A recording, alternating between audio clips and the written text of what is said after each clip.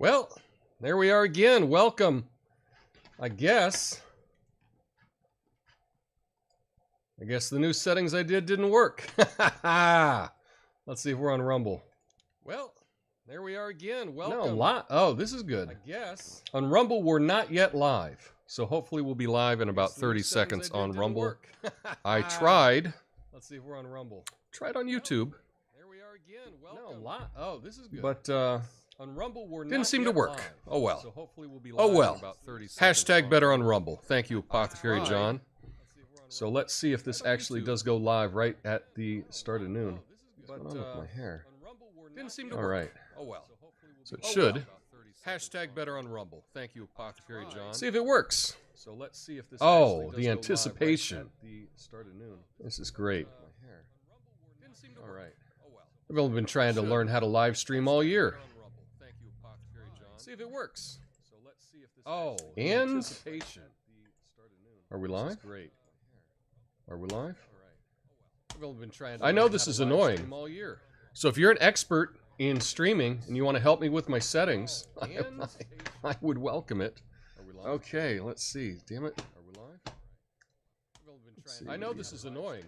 Start. So if you're an expert in streaming and you want to help me with my settings, apparently that didn't work either. Okay. I would welcome it. I think we're going. Okay, let's see. Damn it. Are we live? I know this is annoying. One more time. If you're an expert in streaming and you want to help me with my apparently settings, that didn't work either. Okay. I would welcome it. But it is a glorious day today here in Portland. Come on.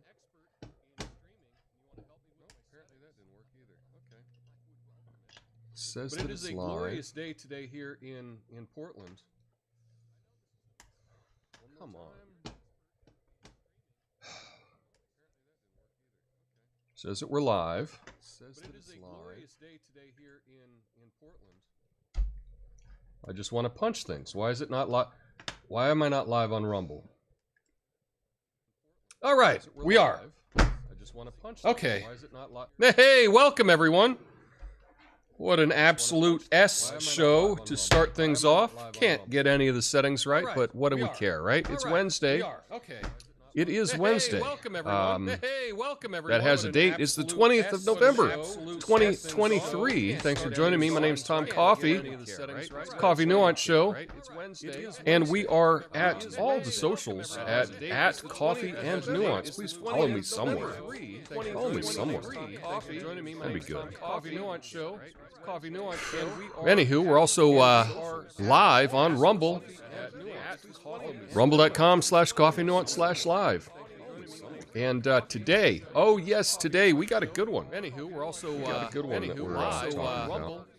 Let's talk about something that's become the black sheep of social etiquette. Yes, phubbing. It's the art of phone snubbing. Yeah. You know when you're having a heart-to-heart with someone and suddenly they're more into their phone than into you? It's like a magic trick. Now you've got their attention, now you don't. But here's the twist. While we're buried in our screens, phubbing is leading us down a lonely road. It's not just missing out on a conversation. It's about missing out on connections. We're trading meaningful interactions. We're scrolling through some cat video or whatever BS you can't keep checking. Phubbing isn't just a buzzword, it's a mood killer. It's the difference between feeling engaged and feeling isolated. I mean, who needs face-to-face conversations when you've got emoji, am I right?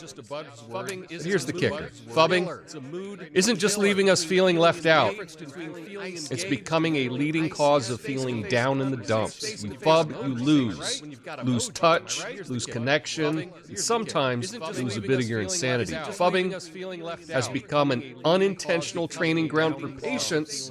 Waiting for someone to finish texting is the new waiting for Godot. Let's remember that our mental health deserves more than a blue light glow. We need real connection, genuine conversation, and moments without a screen competing for attention. So the next next time you're in the presence of someone you actually care about, give them the gift of your attention. The person is in front of us is more captivating than any trending tweet or viral video. Let's make phubbing yesterday's news and reconnect with the present. So remember, folks, next time you're in front of us, the person is in front of us. Thank you. Let's make phubbing yesterday's news. Let's make phubbing yesterday's reconnect with the present. So remember, folks.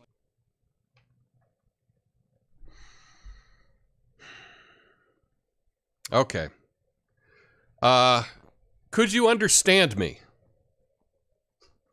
Could you understand me?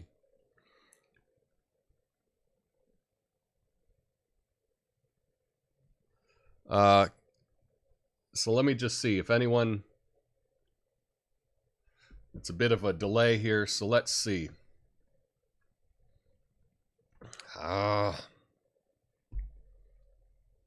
Okay, now we're good. Did you understand what I was saying, or was it too much? Just let me know.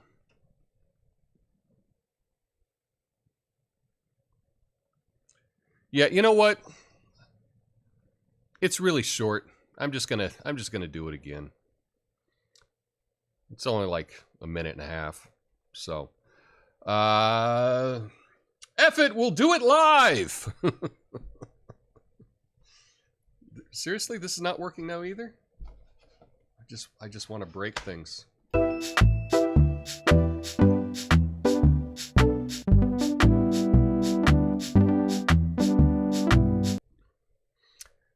Let's talk about something that's become the black sheep of social etiquette. Phubbing. Yes, the art of phone snubbing. You know when you're having a heart-to-heart with someone and suddenly they're more into their phone than into you? It's like a magic trick. Well, now you've got their attention, now you don't. But here's the twist. While we're buried in our screens, phubbing is leading us down a lonely road, and it's not just about missing out on a conversation, it's missing out on connection. We're trading meaningful interactions with strolling through cat videos. Or whatever BS you can't keep checking.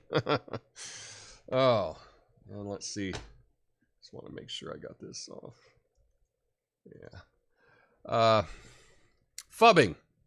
It's not just a buzzword, it's a mood killer. It's the difference between feeling engaged and feeling isolated. I mean, who needs face-to-face conversations when we got emoji? Am I right?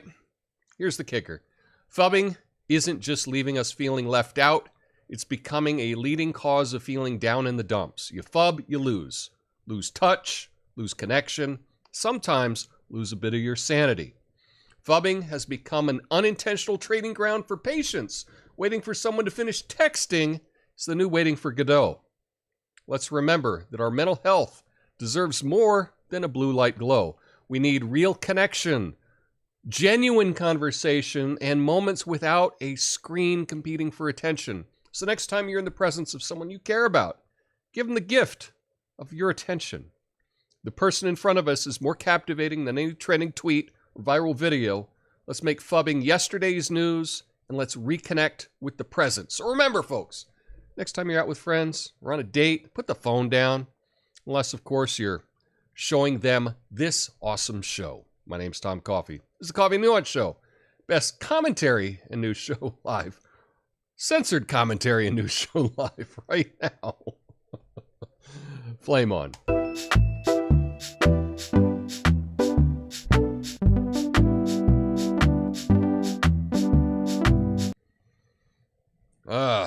Phub me? No, phub you. Oh, man.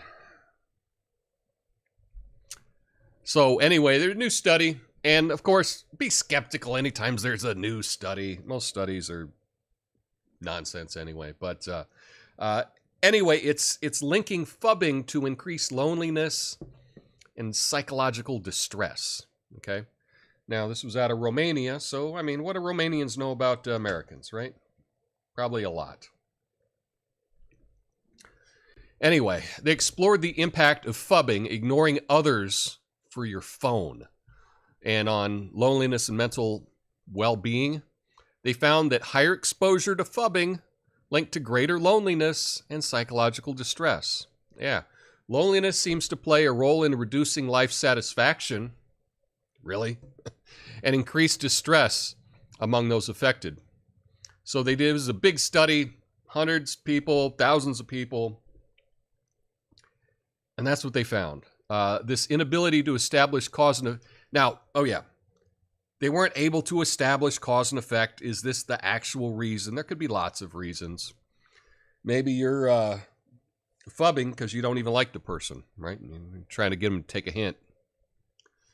But the study emphasized the importance of addressing digital device misuse in relationships and understanding the consequences of doing such a thing. So what do you think about that?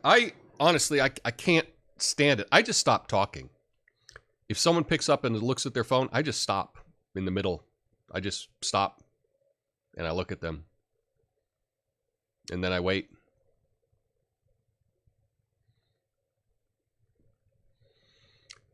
It will be a little bit uncomfortable. Don't say a word. Just stop. Look at them. They'll look back at you. Don't say a word. When they put the phone down, then you can continue talking. That's what I do. I don't know if it's the best. But if you've got a suggestion, leave it in the comments. It's interesting. I have misused the term phubbing. I didn't realize it stood for phone snubbing. And what I thought, originally, I thought that phubbing was just like if you don't return a text from someone. That's how I started using it. And my friends tried to correct me on this. And I'm like, no. It's when you don't return my text. Well, I looked. I couldn't find anyone using it in that way online. So maybe that was just in my head, you know. So yes, phubbing is snubbing with your phone when you're face-to-face with someone. There should be a term for people not returning texts or not even acknowledging a text. It's tricky when some people have iPhones, some people have Android, and you can't have like read receipts. So you don't know if they got it or not because they've got a different phone than you do. My suggestion, you get a message from someone, but you really don't have anything to say or whatever, just give them an emoji, give them a thumbs up, give them something, let them know that you saw it. And then if you're one of those people that keeps texting and texting and texting, if someone gives you an emoji, that means, all right, this conversation's done. Just let it go. That's my little tip. I wish everyone would do it because it would make things a lot easier. But, yeah. Anyway, that's the idea of phone snubbing, phubbing. Bad for your health. Hang on a second. I can't take this. The little blue light, they have fans. My little colored lights have little fans, and sometimes they just start whirring. You know, just an awful sound. I can't take it. Throws me off. Anyway, we got a good show, or an okay show, adequate show today. A number of stories to get through today, including the big news, which I'm sure you've heard about in Colorado. Of course, we'll top it off with some good news at the end. But first, let's talk about Colorado.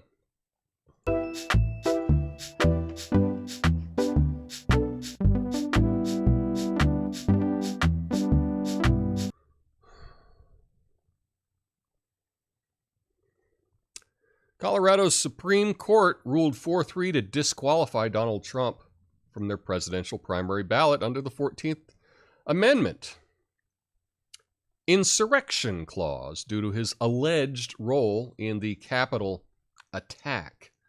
The unprecedented decision faces appeal to the United States Supreme Court. It's part of a broader strategy by the Democrats. I mean, it's part of a broader debate across states about Trump's eligibility under the constitutional provision, which some supporting and others contesting his disqualification. So this was absolutely, this is absolutely insane. Now, I don't know if you know this. They've been trying this BS all across the country. They had a court case here in Oregon. Why didn't you hear about it? Because the Democrats keep trying everything other than actually winning the election. They try everything to keep Trump out. But yeah, like, it was earlier this month, I believe, here in Oregon, state Supreme Court said, you know, they brought a case. Trump did an insurrection. We got to keep him off the ballot. And they said, no, that's insane. They've ruled that in Minnesota or in Michigan. They've ruled it in a number of states. They've just said, no, this is a nonsense case. In Colorado, they were able to get 4 judges to go along with this. It's pathetic, in my opinion. Absolutely pathetic. And there's no coming back from this. Because if this is the game that can be played, oh, you were part of an insurrection. Well, you know, you can't be on the ballot. What's to stop other states from doing the same thing against Biden? They could just say, well, you know, you tried to keep Trump off the ballot in Colorado. We think of that as an insurrection. So we're going to take you off the ballot in, you know, Florida or whatever. This is crazy. Now, it's going to go to the Supreme Court. It's really not. I think this is totally going to backfire, my prediction. Totally going to backfire. I wouldn't be surprised if the Supreme Court ruled 9-0 to overturn this decision. In fact, that's my prediction. 9-0 Supreme Court. I think that's what we'll see. But we'll see, you know. That's my prediction. What's your prediction? I think they keep trying all of these court cases. Nothing sticks. And every time, Trump gets more popular. So you would think if you were trying to learn from history, boy, we do something. We do some nonsense court case against Trump. We lose. He gets more popular. What did I say last month? When you're in the hole, the number one step is to stop digging. Stop digging. The Democrats keep digging, and now they've really stepped in it.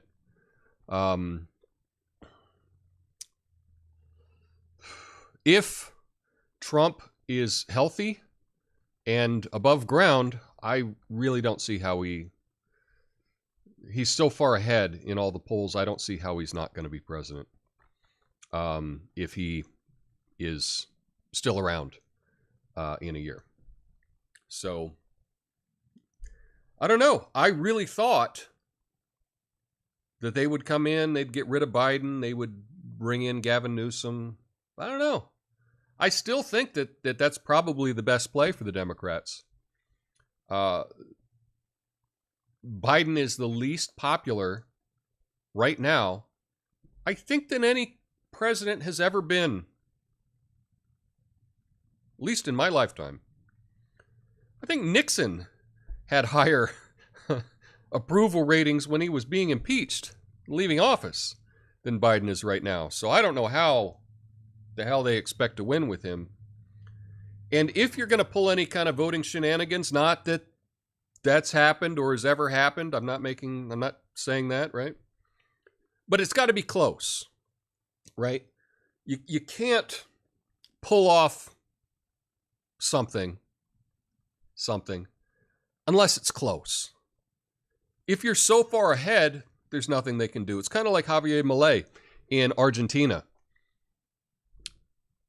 If it was close, he may have lost against the incumbent, right? Because when you're in the incumbent, you have access to some procedures, how things work, right? But it's got to be close. Doesn't seem close. And I think this is just totally going to backfire. In fact, it'd be good, though, to make a list of any commentator or pundit that actually thinks that this was a good idea and they approve of what happened in Colorado. I would like to make a list of that. So if you know pundits, people on TV that are saying that this is a good thing, I think it's time to make a list about that, because I think we'll find out how wrong they were. Anyway, not a whole lot of nuance in that today, folks. Anyway, I got another story. This is actually really interesting. It's an update about Minnesota's new state flag.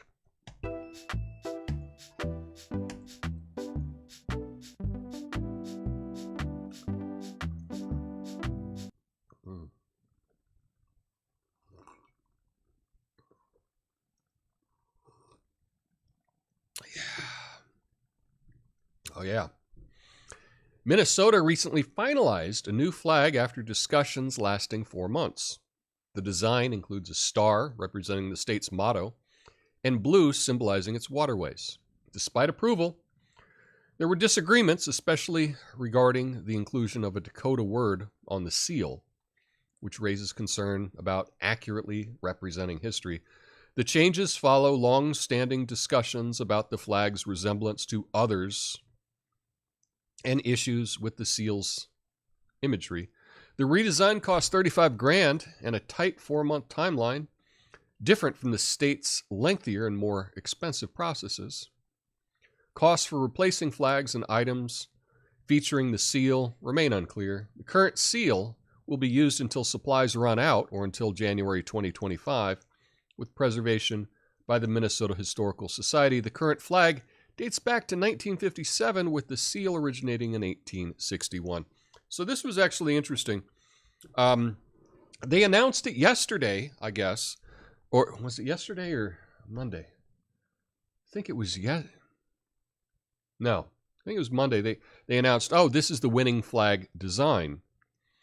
And there was a little hullabaloo about it because it was not what you see here.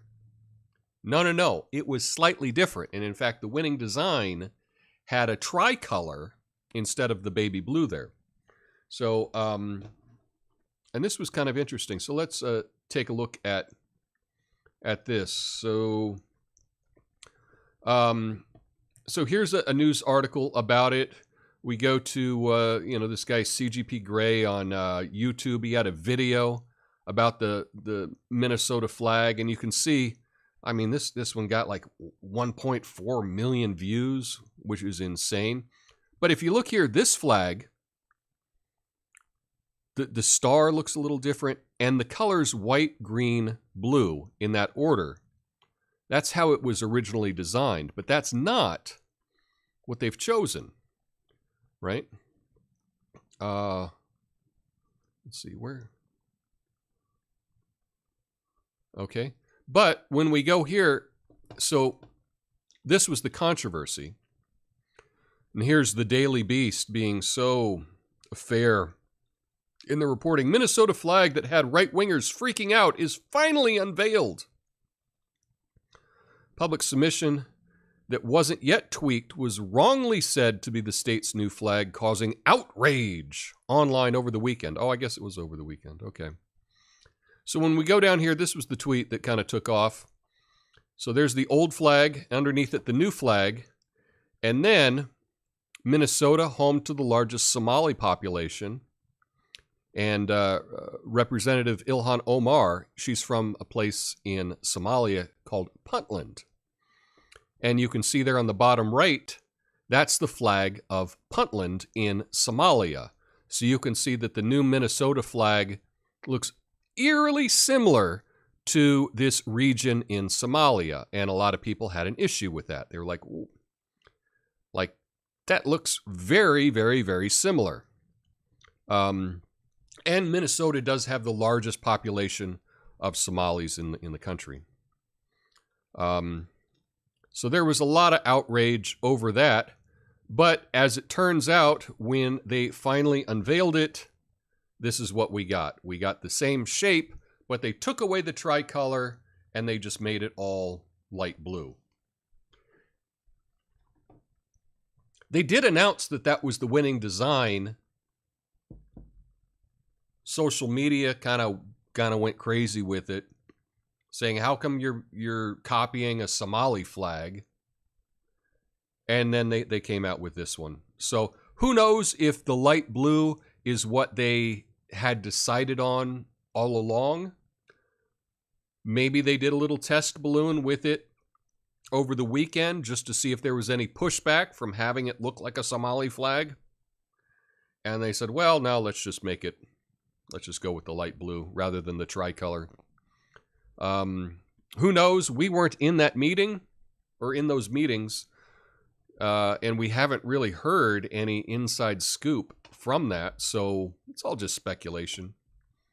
But I will say that I kind of preferred the one with the tricolor. I did. I don't think I'd like the tricolor having it exactly the same as a Somali flag, but I did. And this one, the blue thing seems a little bigger. It seems a bit wider than the original one. The original one wasn't quite as wide, and the original one kind of, that blue, the dark blue with the star, looked more like the shape of Minnesota, which what I thought was better, but whatever. I don't live there. I don't have to deal with it. I think it's an okay looking flag. It's a lot better than the old flag. You know, many, I don't know about most, but a good many state flags in the U.S. are just kind of boring, and they got the name of the state on the flag. It's kind of boring. Just kind of this dark blue with the seal. State of Minnesota, you know. That's what we have here. State of Oregon. But is this an improvement? I guess. Maybe. What do you think? What do you think? I think it's a nice looking flag. I guess it's an improvement on the original one. I did kind of like that tricolor though. I did. Anyway, let's get to another update. Another update.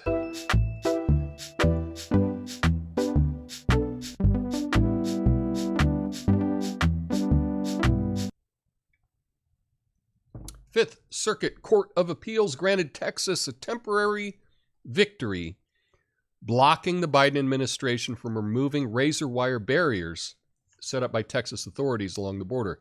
Texas sued the administration over the removal of this wire, arguing it facilitated illegal immigration, which it absolutely did. Court ruled in Texas's favor, preventing damage to the wire except in medical emergencies. This dispute involves the wire hindering Border Patrol's work, while Texas sees it as crucial for border security.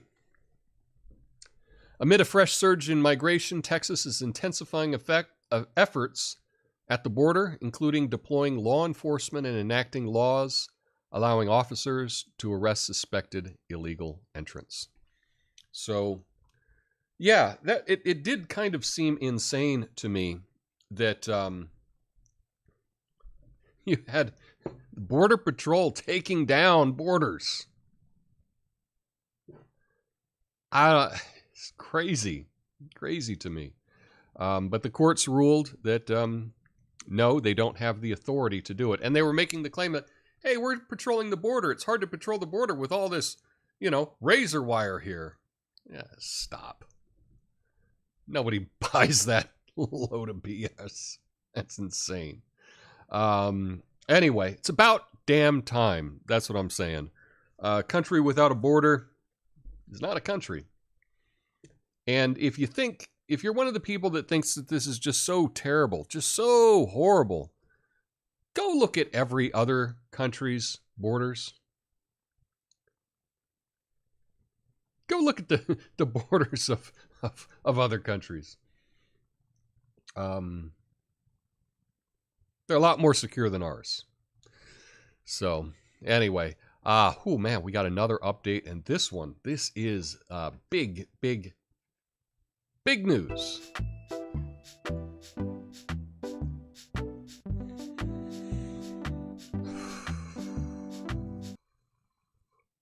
Judge decided to reveal a list of names tied to Jeffrey Epstein's alleged exploitation of underage girls.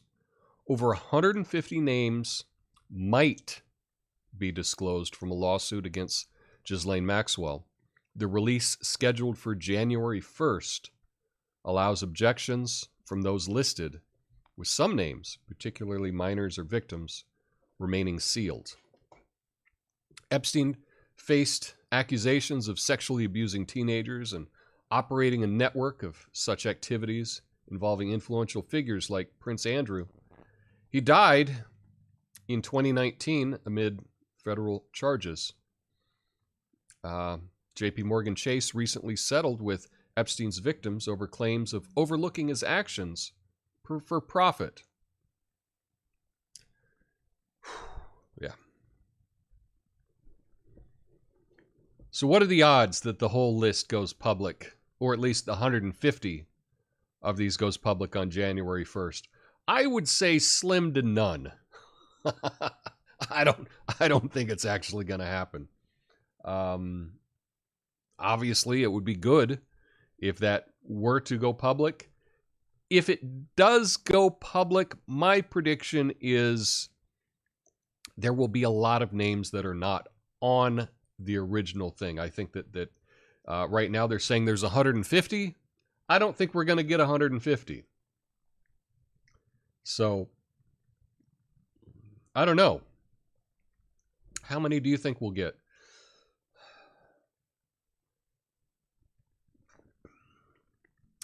For the meme, I say we'll get 69. That's how many names we'll get.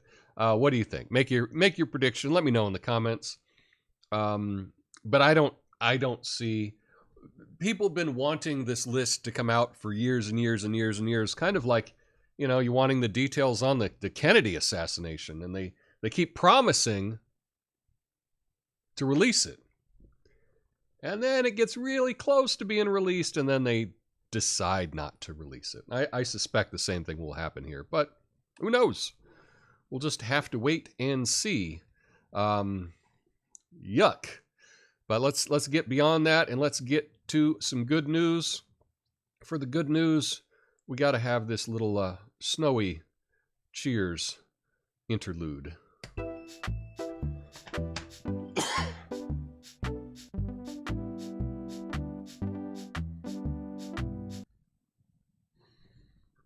Speaking of Minnesota, in Stillwater, Minnesota, is hosting their 3rd annual World Snow Sculpting Championship, featuring artists from 8 countries. Teams from Turkey, Finland, France, Wales, Canada, Mexico, Ecuador, and the U.S. will compete to craft captivating snow sculptures. The event, sanctioned by the Association Internationale de Sculpture sur Neige et Glace, will include a week-long festival with various activities and entertainment for all ages. The winners of the competition, held from January 17th to 21st, 2024, will receive prize money and the prestige title of world champions. So this was actually pretty amazing, flipping through these snow sculptures. What a fun thing, you know. You got all this snow.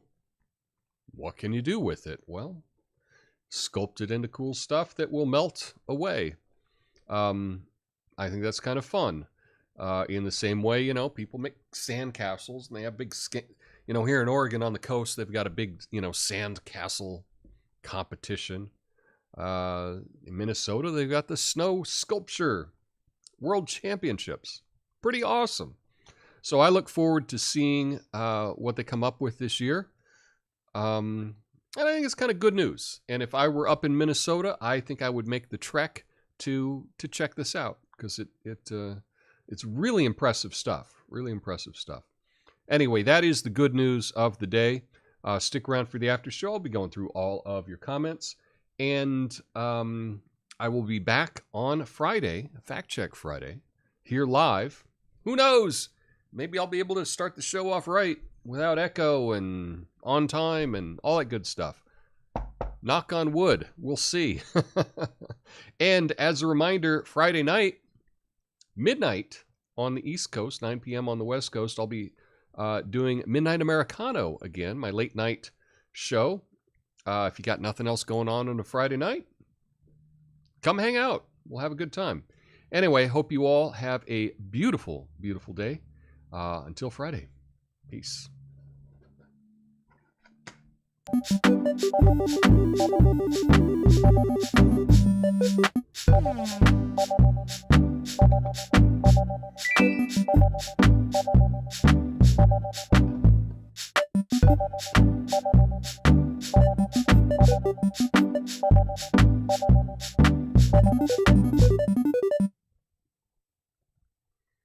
Thanks for sticking around, yo.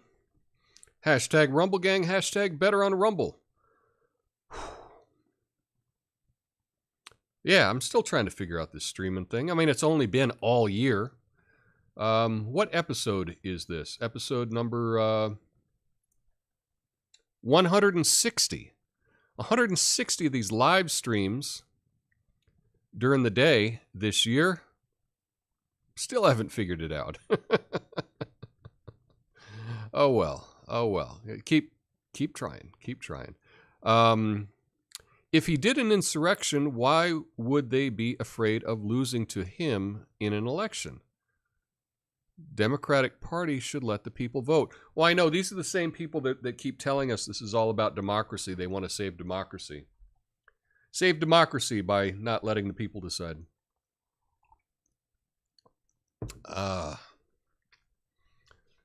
Yeah, honestly, if this were a movie, you wouldn't believe it. You would just find it stupid, right? If what were happening you saw in a movie as a plot line, if this is like a TV show and this is the plot line, you would be like, oh, come on. You got to come up with something better than that. I also wouldn't be surprised if they subbed in Gavin. Yeah, that was my original prediction long ago. And I'm sticking with it. I'm sticking with it. I want to thank everybody. Natasha putting up the big stop sign telling me that I had a bad echo at the beginning. That's my fault. My fault. And yeah. So, yeah. Is your audio running and being picked up by your mic? It's not actually picked up by the mic. I got a couple computers here that I use for this. But this machine on my right side, it has all my little video effects on it. And what I do is I have a window that has the YouTube stream and the Rumble stream on half of the screen. That way I can see that I'm live. Because it's important to just kind of monitor what you're doing. But that same computer is running the audio to this computer, which is where all the cameras and everything go. And so I have to remember every day that I have to mute each of these windows. I have to right-click mute, mute tab, and I have to do that. I have to remember to do it every day. I have a list, but I actually have to follow my list and actually check it off. It's on the list. But what good is a list if you don't use it? Right? Anyway, but that's what is happening over there. Yeah, but it's not being picked up by the mic. It's just going directly into the other computer, which is streaming.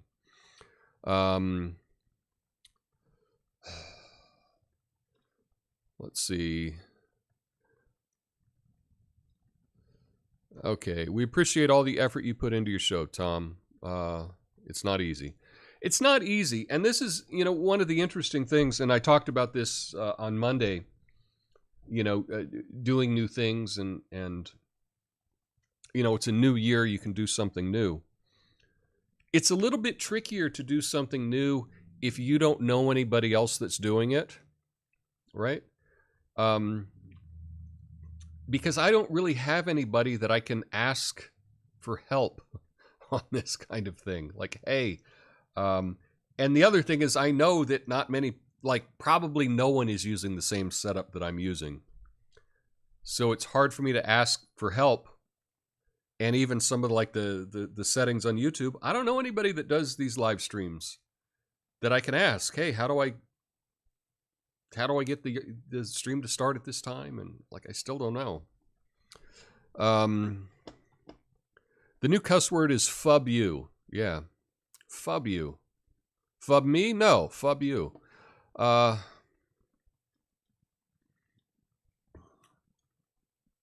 Fubberado. There we go. I like that. Disunited States of America. Yeah. Got 2 ads, one for Tucker Carlson, one for Critical Thinking Cards. Had to let them run, now catching up at 2 times speed. Okay. I'd say the razor wire works good. It does the job. Yeah, maybe next year, that'll be the goal. The goal will be to get 69 likes on a live stream. Of course, I'd probably have to have 69 people watching the live stream to get 69 likes, but that's what we'll go. That's what we'll go for. I say 33 people to your 69 Illuminati number. There we go.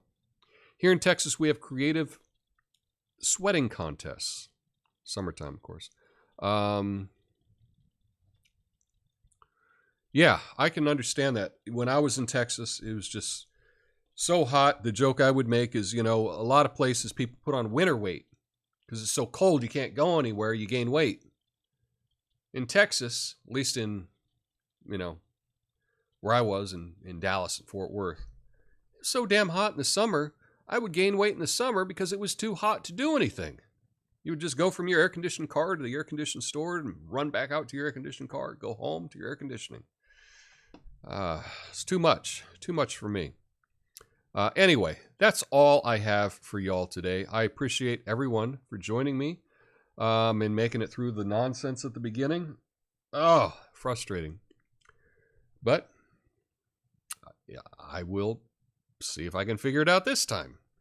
It's only been 160 live streams at noon this year. I'll get it eventually. Anyway, and then, again, as a reminder, Friday night, doing my Midnight Americano, Friday night hangout. Hope you can join me for that. Anyway, y'all have a beautiful day. Here in Portland, it is absolutely beautiful. So I gotta go for a hike or something. Because we got blue sky, and that's pretty rare this time of the year. So anyway, until next time, peace.